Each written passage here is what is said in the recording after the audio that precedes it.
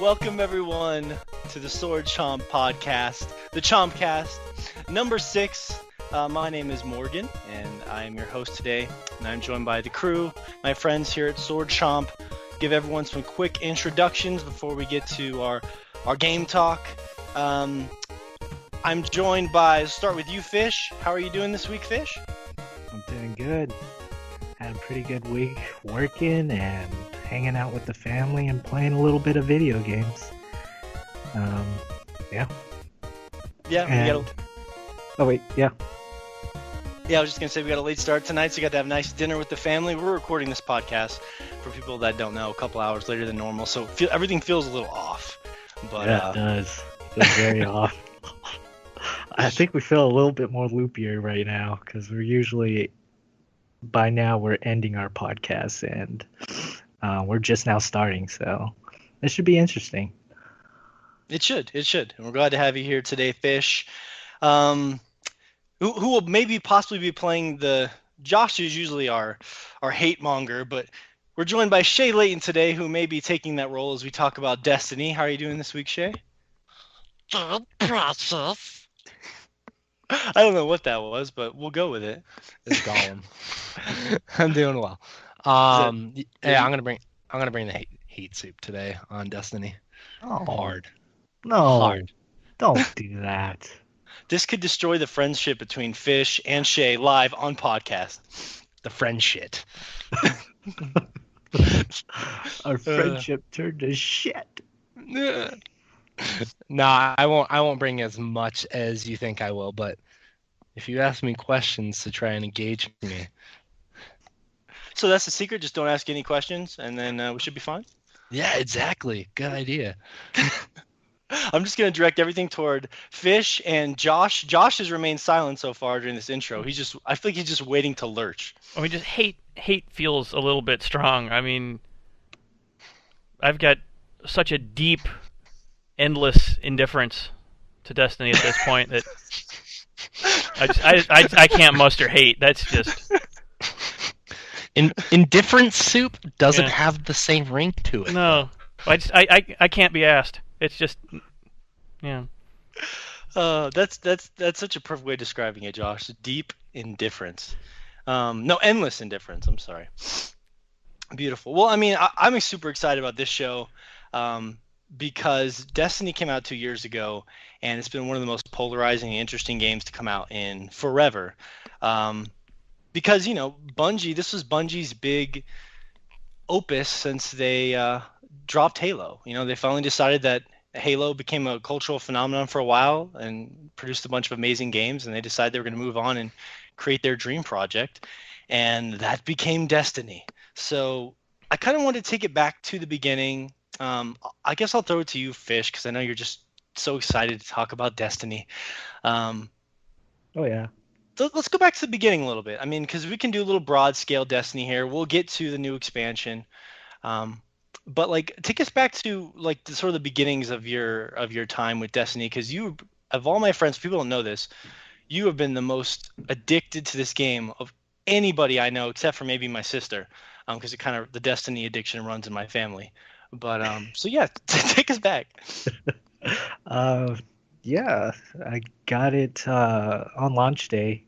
I did, but I never played it. I initially got it on the PS3. Both me and you did, and we had plans that morning whenever it actually came out that me and you would get on at 6 a.m. in the morning and play it, and I ended up oversleeping. It was a work day for me, so we only had an hour to play, so it was a bit weird of first intro to a game because I was half asleep, 7 a.m. in the morning. That was a weird morning. That was, yeah. But I wasn't initially blown away by the graphics, I guess. Even though you kept saying something along the lines oh, it's fine or something like that. I just felt like you were just trying to trick yourself or me and just thinking it looked good, but the graphics on the PS3 of Destiny was, lack of better words, was just terrible.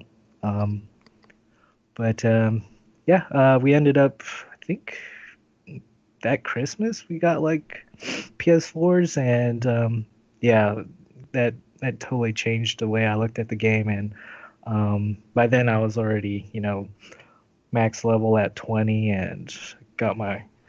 At that time, there wasn't a light level. This game just constantly evolved through the patches and DLC that it came out with later on down the road.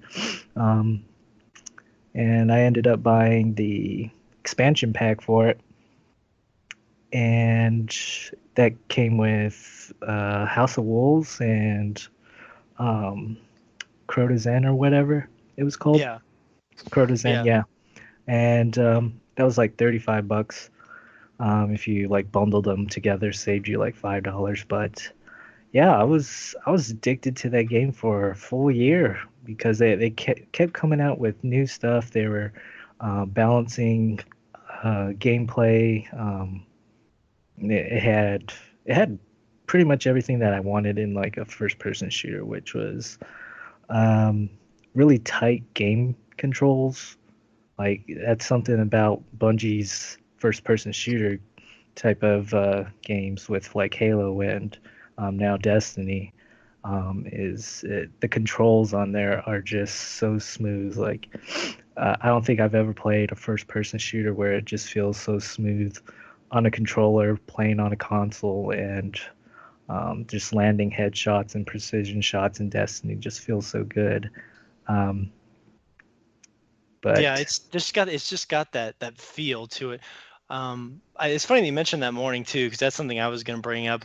I remember, like you, not being too initially impressed, and but thinking it felt really well made, and I was like, whatever. And I remember the first couple days we were playing it, I would sit at work and I'd be like, I just kind of want to play Destiny for some reason. I don't really know why.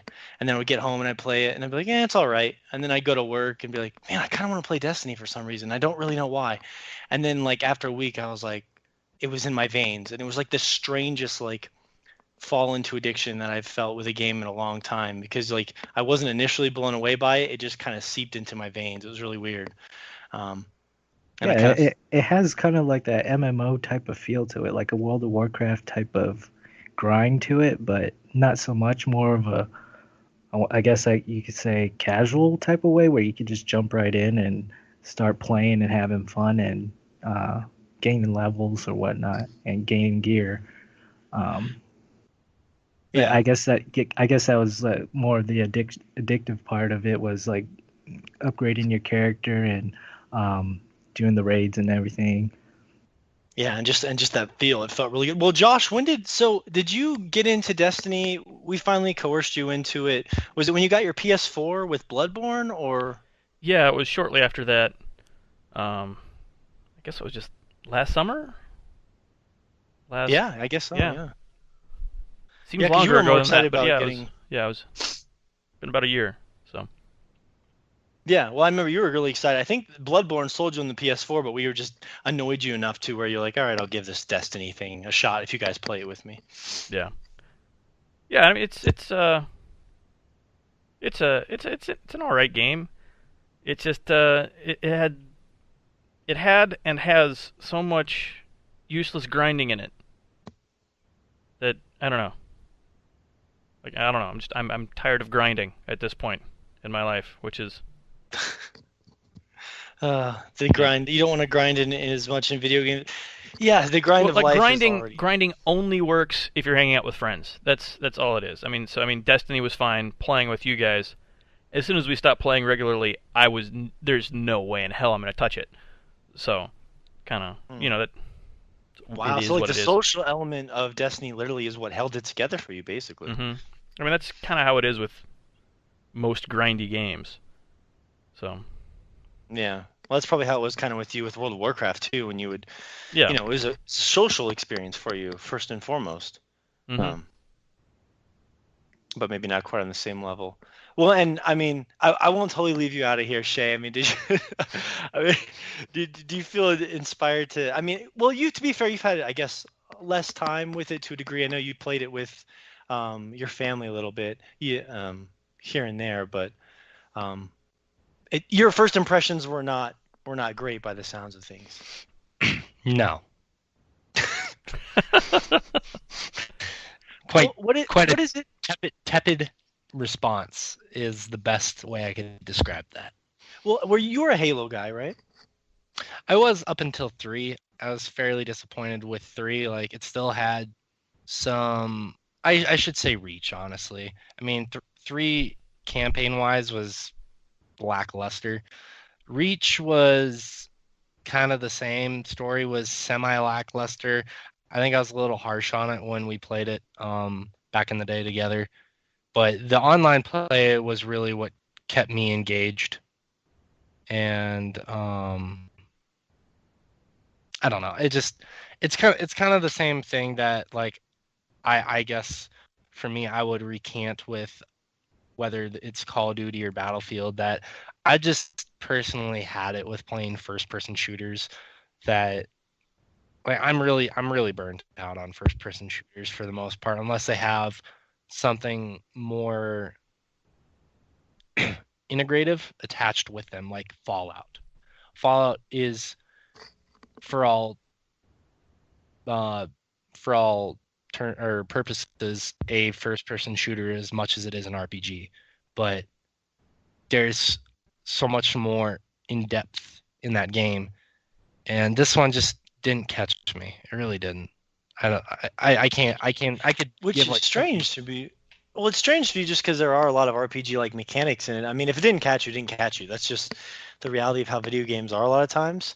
But it's just always interesting to me because I mean, it does have a lot of, you get the loot drops, you get a lot of unique and varied guns with a lot of abilities that you can upgrade. It has like you do quests like you would do in RPGs and things like that, and of course you have the social element, points, you level up, things like that. I mean, it's very much it's very much a game I would think that you would enjoy, so I was surprised.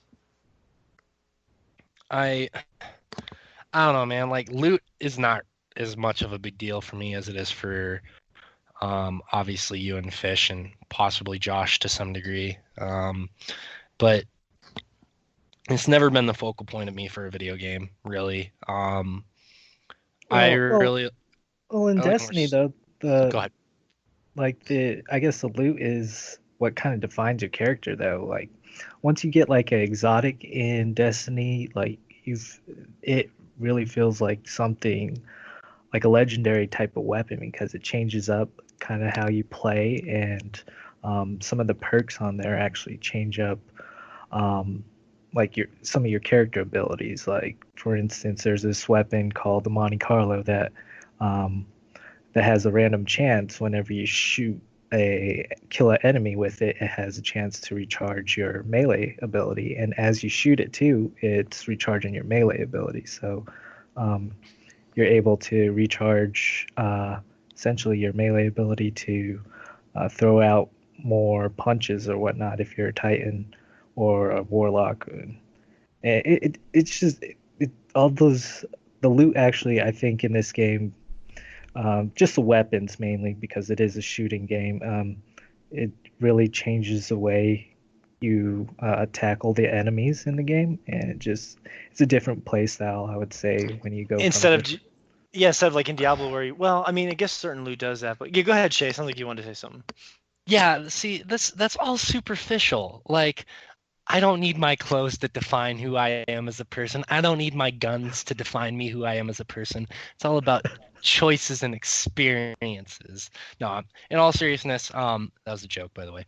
In all seriousness, like when I'm playing a video game, what defines me and engrosses me into a game is when I get to make ex- like more choices, and I like have to go do these grandiose or go on these grandiose adventures to achieve something or accomplish something. So, like in a Fallout game or a Final Fantasy game, when you have to do this extraordinary feat or set of feats in order to accomplish something, I feel more integrated into that story. And I feel like that defines me as a player in that game and as a player, as a video game player in general.